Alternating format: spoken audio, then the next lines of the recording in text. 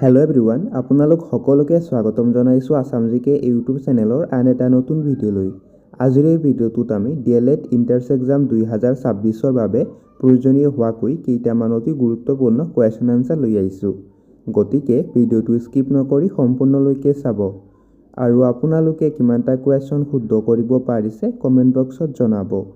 তেনেহ'লে বলকচোন আজিৰ এই ভিডিঅ'টো আৰম্ভ কৰোঁ। আজিৰ আমাৰ ফাৰ্ষ্ট কুৱেশ্যনটো সুধিছে, ভাৰতৰ আটাইতকৈ ডাঙৰ মিঠা পানীৰ হ্ৰদ কোনটো? তলত দিয়া অপশ্যন কেইটাৰ ভিতৰত ইয়াৰ ৰাইট এনচাৰটো হৈছে অপশ্যন এ বুলাৰ হ্ৰদ। ভাৰতৰ আটাইতকৈ ডাঙৰ মিঠা পানীৰ হ্ৰদটো হৈছে বুলাৰ হ্ৰদ। নেক্সট কুৱেশ্যনটো সুধিছে, দক্ষিণ ভাৰতৰ আটাইতকৈ দীঘল নদী কোনখন?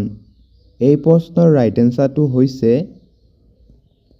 Option B Godavari. দক্ষিণ ভাৰতৰ আটাইতকৈ দীঘল নদীখনৰ নাম হৈছে গোদাবৰী নদী।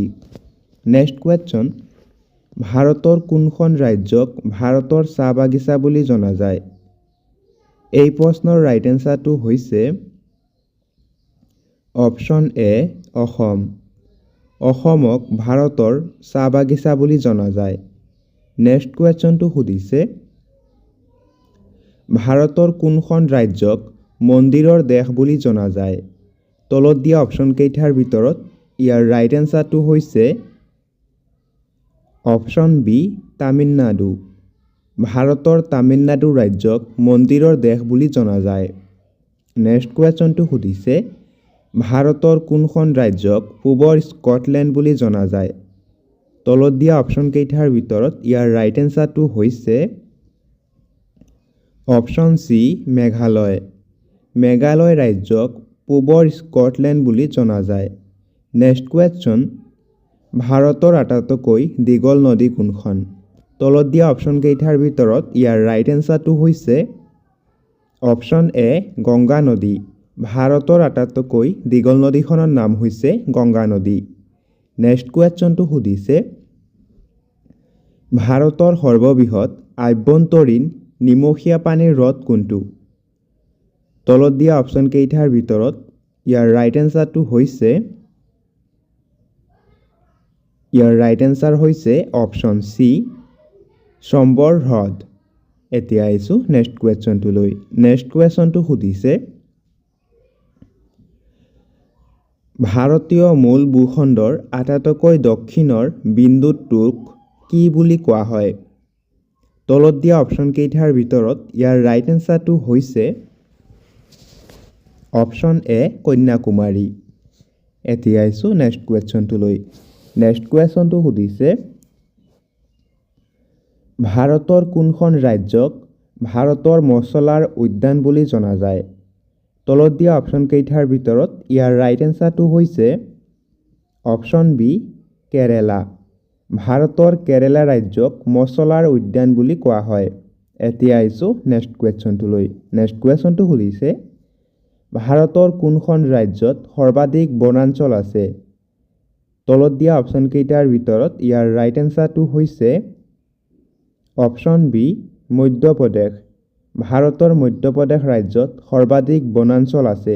নেক্সট কুৱেশ্যন, পাঞ্জাৱৰ সিংহ বুলি কোনজন ব্যক্তিক জনা যায়? তলত দিয়া অপশ্যন কেইটাৰ ভিতৰত ইয়াৰ ৰাইট এনচাৰটো হৈছে অপশ্যন বি লালা লাজপত ৰায়। পাঞ্জাৱৰ সিংহ বুলি লালা লাজপত ৰায়ক কোৱা হয়। নেক্সট কুৱেশ্যন, প্ৰথম ভাৰতীয় সেনাধ্যক্ষ কোন আছিল? তলত দিয়া অপশ্যন চাৰিটাৰ ভিতৰত ইয়াৰ ৰাইট এনচাৰটো হৈছে option B general K M Cariappa. Next কুৱেশ্যনটো সুধিছে, ফ্ৰণ্টিয়াৰ গান্ধী বুলি কাক জনা যায়? এই প্ৰশ্নৰ ৰাইট এনচাৰটো হৈছে অপশ্যন চি খান আব্দুল গফ্ফৰ খান। এতিয়া আহিছোঁ নেক্সট কুৱেশ্যনটোলৈ। নেক্সট কুৱেশ্যনটো সুধিছে, মহাকাশলৈ যোৱা প্ৰথম ভাৰতীয় ব্যক্তি কোন আছিল? তলত দিয়া অপশ্যন কেইটাৰ ভিতৰত ইয়াৰ ৰাইট এনচাৰটো হৈছে অপশ্যন এ ৰাকেশ শৰ্মা। মহাকাশলৈ যোৱা প্ৰথম ভাৰতীয় ব্যক্তি আছিল ৰাকেশ শৰ্মা। নেক্সট কুৱেশ্যন, ভাৰতত কোনে সেউজ বিপ্লৱৰ নেতৃত্ব দিছিল? তলত দিয়া অপশ্যনকেইটাৰ ভিতৰত ইয়াৰ ৰাইট এনচাৰটো হৈছে option C MS Swaminathan. Next কুৱেশ্যনটো সুধিছে স্বাধীনতাৰ পিছত ভাৰতৰ প্ৰথম প্ৰতিৰক্ষা মন্ত্ৰী কোন আছিল? তলত দিয়া অপশ্যনকেইটাৰ ভিতৰত ইয়াৰ ৰাইট এনচাৰটো হৈছে অপশ্যন এ চৰ্দাৰ বলদেৱ সিং। এতিয়া আহিছোঁ নেক্সট কুৱেশ্যনটোলৈ। নেক্সট কুৱেশ্যনটো সুধিছে জালিয়ানৱালাবাগৰ হত্যাকাণ্ডৰ বাবে দায়ী ব্ৰিটিছ বিষয়াগৰাকী কোন আছিল? তলত দিয়া অপশ্যন চাৰিটাৰ ভিতৰত ইয়াৰ ৰাইট এনচাৰটো হৈছে option C general Reginald Dyer.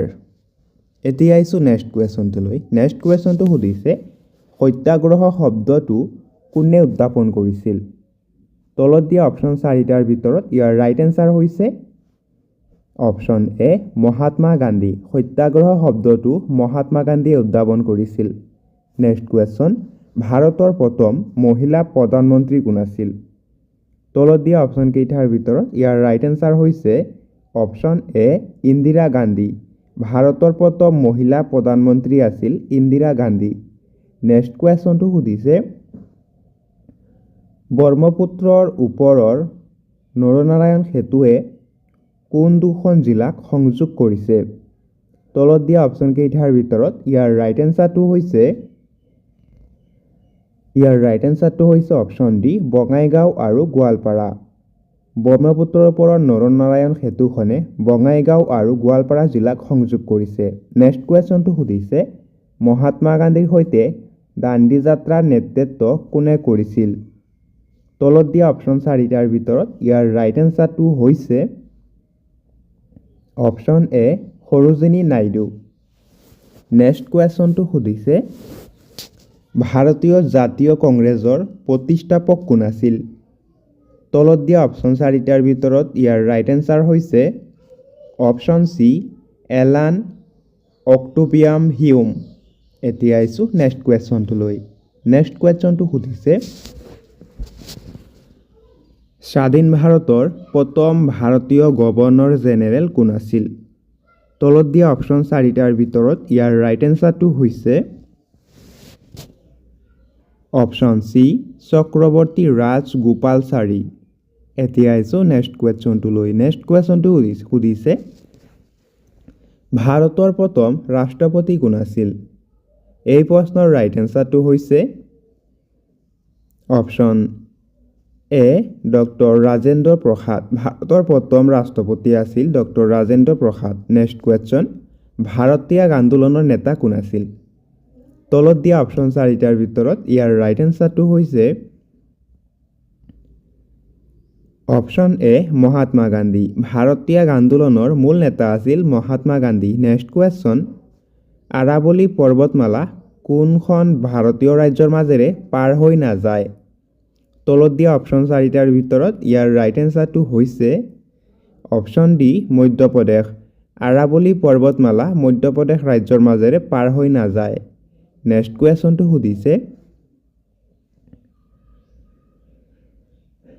কুৱেশ্যনটো সুধিছে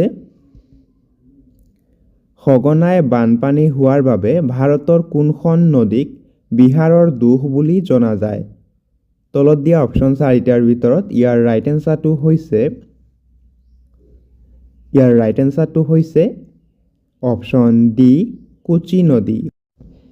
এতিয়া আহিছোঁ নেক্সট কুৱেশ্যনটোলৈ। নেক্সট কুৱেশ্যনটো সুধিছে উত্তৰ পূব ভাৰতৰ সৰ্ববৃহৎ মিঠাপানীৰ হ্ৰদ লোকটক হ্ৰদ কোনখন ৰাজ্যত অৱস্থিত?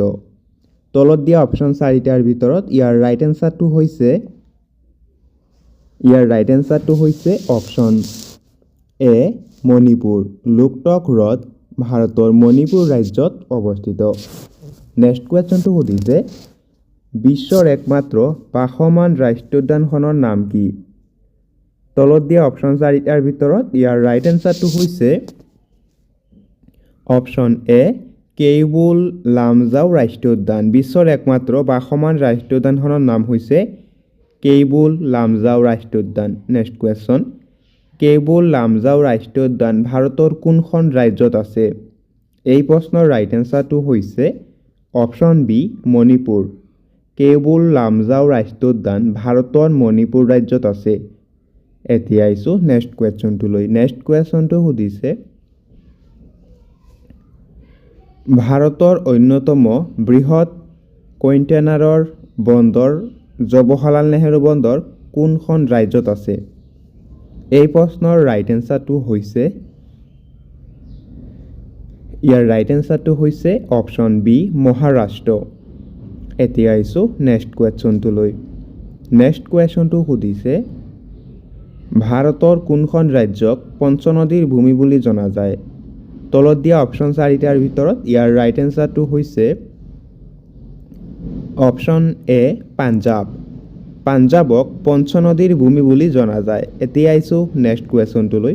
নেক্সট কুৱেশ্যনটো সুধিছে নাতুলা পাছে ভাৰতক কোনখন চুবুৰীয়া দেশৰ সৈতে সংযোগ কৰে? তলত দিয়া অপশ্যন 4টাৰ ভিতৰত ইয়াৰ ৰাইট এনচাৰটো হৈছে অপশ্যন চি চীন। নাতুলা পাছে ভাৰতক চীন দেশৰ সৈতে সংযোগ কৰে। নেক্সট কুৱেশ্যন ভাৰতৰ কোনখন ৰাজ্যত সাক্ষৰতাৰ হাৰ সৰ্বাধিক? এই প্ৰশ্নৰ ৰাইট এনচাৰটো হৈছে অপশ্যন এ কেৰালা। ভাৰতৰ কেৰালা ৰাজ্যৰ সাক্ষৰতাৰ হাৰ সৰ্বাধিক। এতিয়া আহিছোঁ নেক্সট কুৱেশ্যনটোলৈ। নেক্সট কুৱেশ্যনটো সুধিছে ডাংগেলি বন্যপ্ৰাণী অভয়াৰণ্য ভাৰতৰ কোনখন ৰাজ্যত অৱস্থিত? এই প্ৰশ্নৰ ৰাইট এনচাৰটো হৈছে অপশ্যন এ কৰ্ণাটক। দাণ্ডেলি বন্যপ্ৰাণী অভয়াৰণ্য ভাৰতৰ কৰ্ণাটক ৰাজ্যত আছে। নেক্সট কুৱেশ্যন চিয়াচেন হিমবাহ কোনখন পৰ্বতমালাত অৱস্থিত? চিয়াচেন হিমবাহ কোনখন পৰ্বতমালাত অৱস্থিত সুধিছে। ইয়াৰ ৰাইট এনচাৰটো হৈছে অপশ্যন এ কাৰাকোৰাম। চিয়াচেন হিমবাহ কাৰাকোৰাম পৰ্বতমালাত অৱস্থিত। নেক্সট কুৱেশ্যন নন্দা দেৱী ৰাষ্ট্ৰীয় উদ্যান ভাৰতৰ কোনখন ৰাজ্যত অৱস্থিত? এই প্ৰশ্নৰ ৰাইট এনচাৰটো হৈছে অপশ্যন এ উত্তৰাখণ্ড। নন্দা দেৱী ৰাষ্ট্ৰীয় উদ্যান ভাৰতৰ উত্তৰাখণ্ড ৰাজ্যত অৱস্থিত।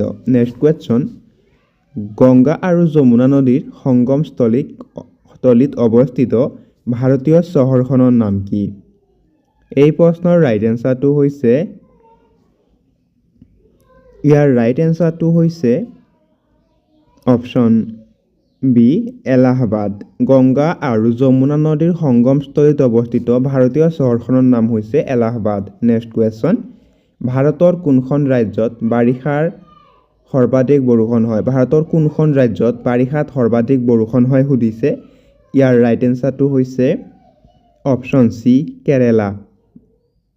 Option B Meghalaya. এতিয়া আহিছোঁ নেক্সট কুৱেশ্যনটোলৈ। নেক্সট কুৱেশ্যনটো সুধিছে কাক ভাৰতৰ আইৰণ মেন বুলি কোৱা হয় সুধিছে। ইয়াৰ ৰাইট এনচাৰ হৈছে অপশ্যন বি চৰ্দাৰ বল্লভভাই পেটেল। চৰ্দাৰ বল্লভভাই পেটেলক ভাৰতৰ আইৰণ মেন বুলি জনা যায়। নেক্সট কুৱেশ্যন ভাৰতৰ অন্তিমজন ভাইচৰয় কোন আছিল? তলত দিয়া অপশ্যন 4টাৰ ভিতৰত এই প্ৰশ্নৰ ৰাইট এনচাৰটো হৈছে অপশ্যন এ লৰ্ড মাউণ্টবেটেন। এতিয়া আহিছোঁ নেক্সট কুৱেশ্যনটোলৈ। নেক্সট কুৱেশ্যনটো সুধিছে সংস্কৃতৰ পৰা অনুবাদ কৰা প্ৰথম অসমীয়া নাটকখনৰ নাম কি? এই প্ৰশ্নৰ ৰাইট এনচাৰটো হৈছে অপশ্যন বি শকুন্তলা। সংস্কৃতৰ পৰা অসমীয়ালৈ অনুবাদ কৰা প্ৰথম নাটকখনৰ নাম হৈছে শকুন্তলা। নেক্সট কুৱেশ্যন কোন চনত অসমীয়া ভাষাক অসমৰ ৰাজ্যিক ভাষা হিচাপে স্বীকৃতি প্ৰদান কৰা হৈছিল? তলত দিয়া অপশ্যন 4টাৰ ভিতৰত এই প্ৰশ্নৰ ৰাইট এনচাৰটো হৈছে অপশ্যন চি 1960 চনত। এতিয়া আহিছোঁ নেক্সট কুৱেশ্যনটোলৈ। নেক্সট কুৱেশ্যনটো সুধিছে ডিয়েগো গাৰ্চিয়া কোনখন মহাসাগৰত অৱস্থিত এটা দ্বীপৰ নাম? তলত দিয়া অপশ্যন 4টাৰ ভিতৰত ইয়াৰ ৰাইট এনচাৰটো হৈছে অপশ্যন চি ভাৰত মহাসাগৰ। ডিয়েগো গাৰ্চিয়া ভাৰত মহাসাগৰৰ এটি দ্বীপৰ নাম। নেক্সট কুৱেশ্যন, কোনখন দেশক নীল নদীৰ দান বুলি জনা যায়? কোনখন দেশক নীল নদীৰ দান বুলি জনা যায় সুধিছে। ইয়াৰ ৰাইট এনচাৰটো হৈছে অপশ্যন বি ইজিপ্ট। ইজিপ্তক নীল নদীৰ দান বুলি জনা যায়। নেক্সট কুৱেশ্যন, আফ্ৰিকা মহাদেশৰ সৰ্বাধিক জনসংখ্যা থকা দেশখনৰ নাম কি? তলত দিয়া অপশ্যন কেইটাৰ ভিতৰত ইয়াৰ ৰাইট এনচাৰটো হৈছে অপশ্যন ডি নাইজেৰিয়া। আফ্ৰিকা মহাদেশৰ সৰ্বাধিক জনসংখ্যা থকা দেশখনৰ নাম হৈছে নাইজেৰিয়া। নেক্সট কুৱেশ্যনটো সুধিছে, ভাৰতত নাগৰিকৰ বাবে নিৰ্ধাৰিত ভোটদানৰ ন্যূনতম বয়স কিমান? এই প্ৰশ্নৰ ৰাইট এনচাৰটো হৈছে অপশ্যন বি ১৮ বছৰ। ভাৰতত নাগৰিকৰ বাবে নিৰ্ধাৰিত ভোটদানৰ ন্যূনতম বয়স হৈছে ১৮ বছৰ। নেক্সট কুৱেশ্যনটো সুধিছে, পৃথিৱীৰ আটাইতকৈ আৰ্দ্ৰ মহাদেশখনৰ নাম কি? পৃথিৱীৰ আটাইতকৈ আৰ্দ্ৰ মহাদেশখনৰ নাম কি সুধিছে। এই প্ৰশ্নৰ ৰাইট এনচাৰটো হৈছে অপশ্যন ডি দক্ষিণ আমেৰিকা। পৃথিৱীৰ আটাইতকৈ আৰ্দ্ৰ মহাদেশখনৰ নাম হৈছে দক্ষিণ আমেৰিকা। নেক্সট কুৱেশ্যন, অষ্ট্ৰেলিয়া মহাদেশৰ মাজেৰে কোনডাল অক্ষাংশ ৰেখা পাৰ হৈ যায়? তলত দিয়া অপশ্যন কেইটাৰ ভিতৰত ইয়াৰ ৰাইট এনচাৰটো হৈছে অপশ্যন বি মকৰক্ৰান্তীয় ৰেখা। এতিয়া আহিছোঁ নেক্সট কুৱেশ্যনটোলৈ। নেক্সট কুৱেশ্যনটো সুধিছে, নেপালৰ ৰাজধানী কাঠমাণ্ডু কোনখন নদীৰ পাৰত অৱস্থিত? নেপালৰ ৰাজধানী কাঠমাণ্ডু কোনখন নদীৰ পাৰত অৱস্থিত সুধিছে। ইয়াৰ ৰাইট এনচাৰটো হৈছে অপশ্যন চি বাগমতী নদী। নেপালৰ ৰাজধানী কাঠমাণ্ডু বাগমতী নদীৰ পাৰত অৱস্থিত।